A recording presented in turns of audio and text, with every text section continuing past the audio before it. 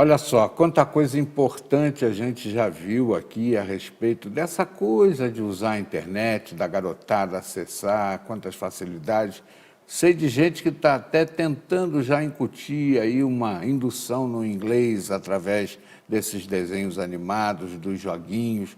Mas antes da gente abordar esse aspecto, eu queria que você concluísse, então, o que nós estamos falando no primeiro bloco. Sim, nós falávamos que os pais buscam muito a ajuda terapêutica para auxiliá-los a como diminuir o tempo que as crianças já estão expostas à tecnologia, né? Porque quando a gente previne e expõe as crianças a um tempo reduzido, elas já estão acostumadas. A criança que já fica muito, eu vou dar uma dica fundamental. É natural que quando a gente diminua o tempo, a criança apresente irritabilidade. Ela fica, abstinência. exatamente. Né? Ela apresenta uma sintomatologia de abstinência. Por quê? A internet é um canal de interatividade. Então lá, quando eu canso, eu mudo. Quando eu fico entediado, eu paro.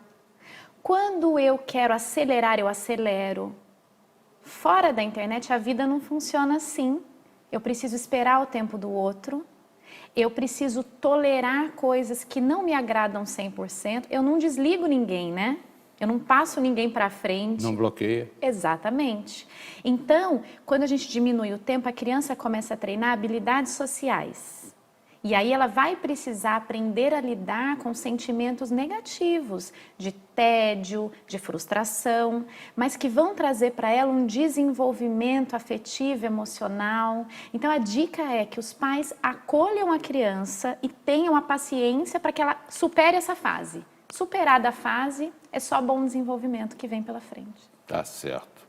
E essa coisa de usar esses mecanismos também para incutir novas culturas, né? Como eu tenho amigos que colocam os textos dos desenhos, das indicações em inglês, para forçar a criança a ter uma língua, naturalmente uma língua estrangeira. Naturalmente. Tudo na infância é bem natural.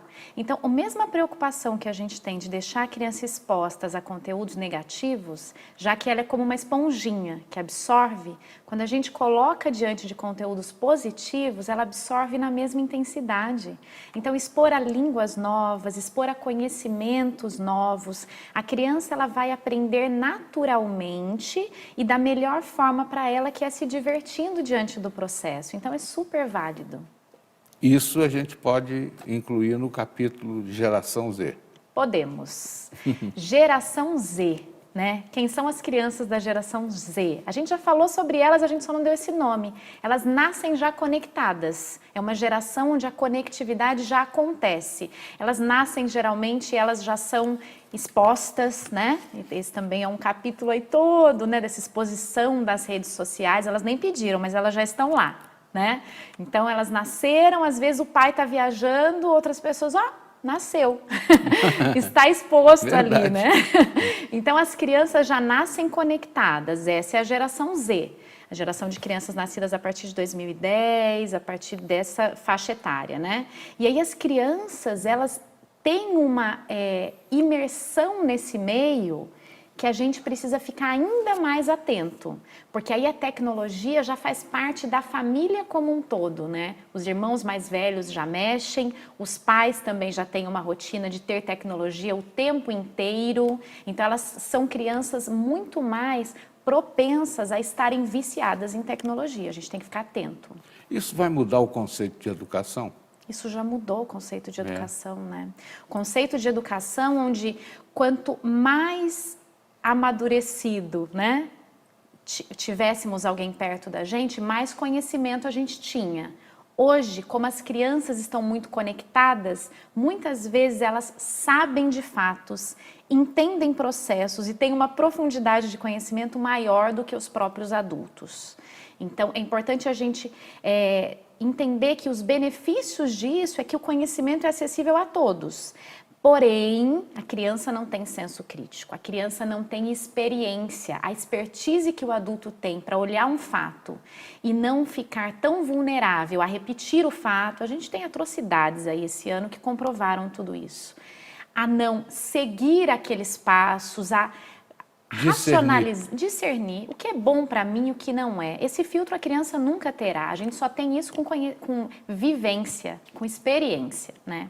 Então, o conhecimento por si só não é o fundamental. Conhecimento aliado à experiência é mais seguro sempre. Agora, essa intimidade que a criança tem, né, de lidar com todos esses conceitos modernos, com a tecnologia e tal, eu tenho a impressão que isso vai dar um deslanche favorável quando se aplicar efetivamente essa indústria 4.0 que está sendo tão anunciada e tão temida, né? Porque dizem que, inclusive, muitas das profissões atuais vão sumir do mapa, dando surgimento a outras, tudo voltado com essa história da internet. E essa intimidade, desde criança, talvez seja um fator facilitador para a absorção dessa. Eu acho que é o próprio combustível desse processo, né? Naturalmente, as modificações acontecem com a facilidade que as pessoas têm de acesso a conhecimento, a necessidade das profissões vão se modificando, né?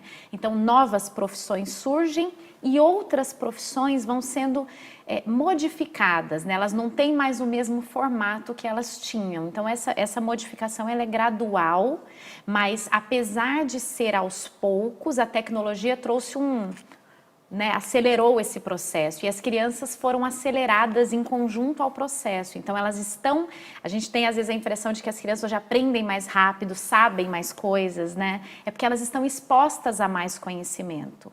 Mas o risco disso tudo é que a gente comece a fazer uma avaliação do que é primordial, né? Nunca será substituído o relacionamento humano. É uma farsa a gente pensar que a tecnologia virá para substituir pessoas, né? O robô vai estar no controle, no comando. Isso é uma ilusão, né? A gente sempre estará no comando e padecendo dos maus que muitas vezes o isolamento social criado pelo excesso de tecnologia nos propõe. Então a gente talvez esteja mais monitorado por facilidades tecnológicas e mais triste, né? Um grande Big Brother. Que Um loucura. triste Big Brother. Triste, né? Pois é. Mas eu acho que tem prós e contras, e na balança, se bobear, os prós são mais fortes. Também acho, acredito nisso. Bom, eu acho que a gente falou muito sobre o tema, mas sempre fica aquela duvidazinha na Dona Maria, no seu João, que estão lá do outro lado da telinha. E aí eu pergunto, tem meio de contato com você, Aline, que a gente possa disponibilizar através das próprias redes sociais que a gente falou tanto aqui? Através das redes sociais. Você sabe que a rede social ela tem um papel fundamental nisso, né? Então, nem todo mundo pode estar dentro de um consultório e nem precisa. Mas as redes sociais podem trazer conhecimento e levar a psicologia para o dia a dia das pessoas, né? A psicologia é a vivência das relações humanas e não a vivência dos cuidados do adoecimento. Então, a psicologia é saúde. Eu tenho sim, o contato do Instagram é @psicoalinecampreger. Lá eu forneço todas essas dicas com muito carinho. Está vendo só? Você pode acessar e dar continuidade a essa conversa que foi bastante saudável, mas sempre pinta uma duvidazinha aqui e acolá, né? E aí, a Aline está se pondo à disposição de você aí de casa. Sempre, com muito carinho, tanto à disposição nas redes sociais, quanto ao convite aqui por esse espaço tão importante para as pessoas que estão lá assistindo. E o consultório dela fica em Taubaté. Fica em Taubaté. Não pode dar o endereço, não? Podemos, vou deixar o contato telefônico, que pode facilitar, 12-3413-5512. O consultório fica no prédio DHF Life. Será um prazer atender a todo mundo que precisar. Maravilha. Obrigado pela vinda. Um prazer imenso. imenso. Espero que volte mais vezes, trazendo tantas informações importantes.